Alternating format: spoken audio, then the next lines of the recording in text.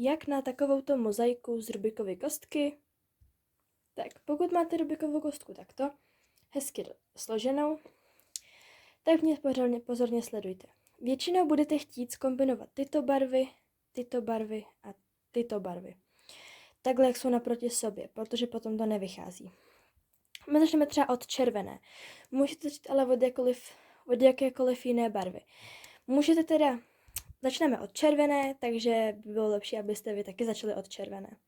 Bílou budete mít takto dole a začneme od červené. Otočíme 2krát a tím se nám spojí. Tady taky 2krát. Tak. Teďka musíme udělat to, že tady to otočíme také 2krát, aby se nám tady aspoň jedna strana udělala do mozaiky. A tady také 2krát.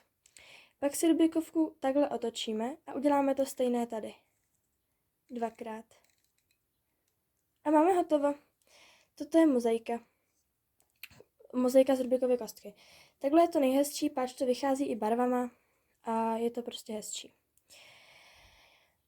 A teď si ukážeme, jaký vrátíte zase zpátky. Začneme úplně odkudkoliv, můžeme začít fakt úplně odkudkoliv, zase otočíme 2krát, pak zase otočíme a tady 2krát a 2krát. A teďka už to prostě jenom otočíme tak, aby to sedělo. A hotovo. Pro víc tipů dejte like.